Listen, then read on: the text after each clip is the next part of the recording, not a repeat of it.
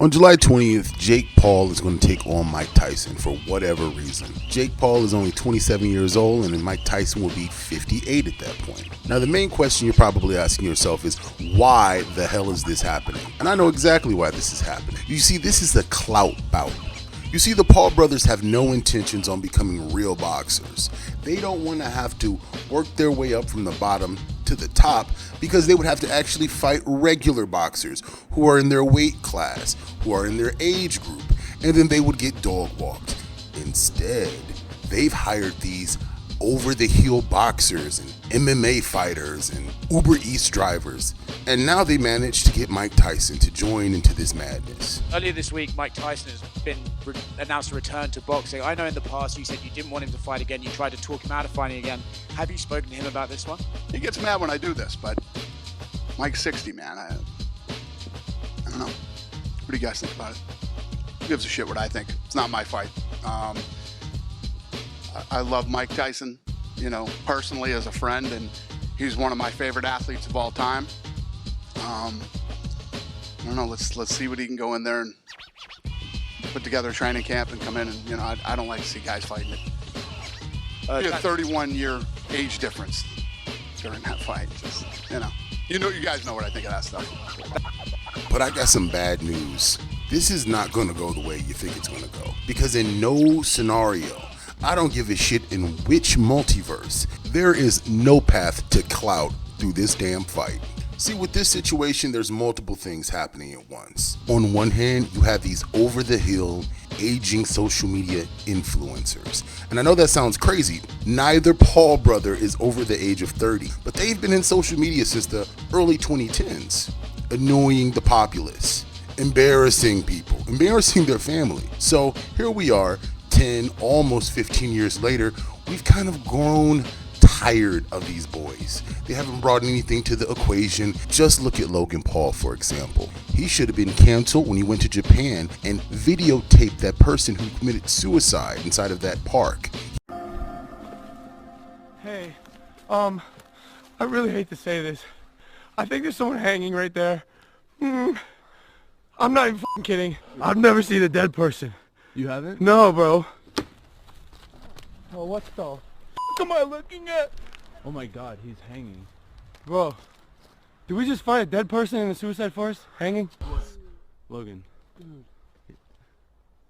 Oh, excuse me? Hey, stop! Why? I just don't get it. I always catch you fuckers watching this sick shit. This is sickening. He knew the nature of that park, he knew the reputation behind it, but he was looking for a social media clout. Put a pin in that, because that's going to be a recurring theme. See, he should have been canceled with that scenario, but we allowed him for whatever reason to exist. And you can make the argument, hey, Azure, that was like 10 years ago. Are you still going to dangle that over his head? Today, Logan Paul is running Ponzi schemes with these fugazi cryptocurrency scams. The mini scams of Logan Paul. During the height of cryptomania, Logan promoted Dink Doink, a meme crypto coin that he acted like wasn't his project. Dink Doink is so much more than a meme coin. It's a multimedia coin. Cartoon meets crypto. It's the blockchain, baby. In cartoon, fun, comedy format. It quickly lost all value. Then after seeing his mentor Gary Vee make tens of millions of dollars on kids' doodles, he created CryptoZoo, a crypto game that didn't work. Even worse, Logan left investors in the dark, some of them having spent hundreds of thousands of dollars. $500,000 in CryptoZoo. I thought it was a safe place, having a guy like that to identify, like Logan Paul being the head of the project. Next, he launched his latest money grab, 99 Originals. It's the only thing I care about. Each picture is an NFT. It all ties to my entire life. And this one looks like it's gonna be the same story. He'll pretend this is his passion until another shinier project comes along, because they're now dealing with financial investments, and it's not a joke. It's not like a brand deal where, you know, if NordVPN isn't as great as they said it was, you know, it's all cool. Right. It's your company, and you promise people you're gonna make the money. And now you haven't said anything for over a year, then you say you're going to refund them and you don't say anything for 2 months. That's an issue. Watched a 3-part series called Investigating Logan Paul's Biggest Scam, and like many on this platform, you have successfully used my name for views and money. Coffee, you took a shot at my reputation.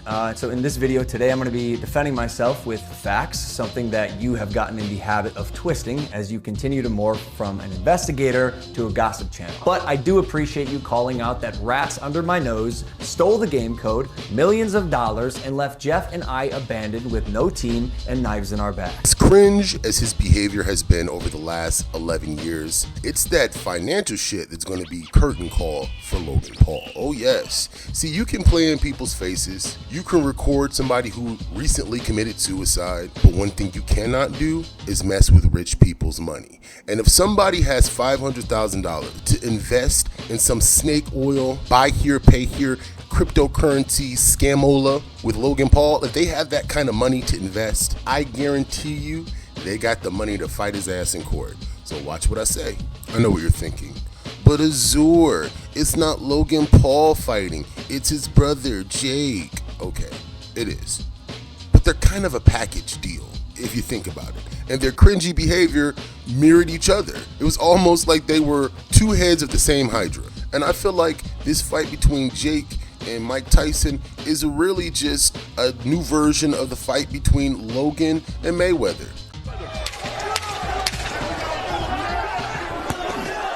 Obviously at 44. Here we go, guys.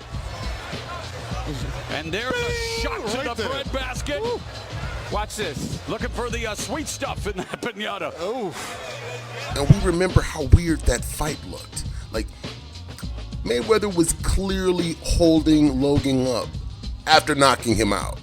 And then there's these rumors of a no knockout clause. Now, I don't know if that's a real thing. It could be folklore. But the idea is this. When the Paul brothers go into these bouts, there are rules that you have to abide by. And one of those rules is you can't knock them out in the first couple of minutes. Now, I feel as though that could be true, could be some BS, it could be a lie meant to discredit them. Honestly, it's the way they move that makes people discredit them. If they would just box regular boxers, no one would talk shit. We would just look at how talented or not talented they were in the ring and give our opinions based off of that. Instead, they're doing this weird shit. I mentioned earlier, there is no path to clout. There is no way that the Paul brothers are going to get anything from this battle. Let's just say Jake knocks Mike Tyson out in the first 5 minutes. Well, all we're going to see is some 27-year-old knocking out some 60-year-old who's way past his prime. We're also going to probably think some weird stuff went on behind the scenes where you decide to pay Mike Tyson an additional $30 million to take this L. Let's just say Mike Tyson and you go with all of the rounds, slugging it out. You're still not going to get any clout. Mike Tyson will get some clout for being a man in his late 50s and still able to box with a young 27-year-old boxer. But Jake, you won't get any. But here's the thing that you're not thinking about, because you're not that smart. You're getting in the ring with Mike Tyson, and he's pretty unpredictable. You may think you're gonna just box Mike Tyson, but then he ends up biting a piece of your ear off, right? Like, you don't really know what you're gonna get with Mike Tyson. He may just flip the script on your ass in the middle of that bout. I was gonna rip his heart out. I'm the best ever. I'm the most brutal and vicious and most ruthless champion there's ever been. There's no one can stop me. Lynx is a conqueror. No, I'm Alexander. He's no Alexander. I'm the best ever. There's never been anybody as ruthless. I'm Sonny Liston. I'm Jack Dempsey. There's no one like me. I'm from their claw. There's no one that can match me. My style is impetuous. My defense is impregnable. And I'm just ferocious. I want your heart. I want to eat his children. Praise be to Allah. Are you saying now, Mike? That's right. Much like how Mayweather started to flip the script on your brother. I rewatched that fight. During the fight, I think your brother hit him a little bit too hard, and at that point, Mayweather was just done. Your brother barely survived that fight. I know Mike Tyson's an older man. I get it. I wouldn't get in a lion's den with an elderly lion because it's still a lion.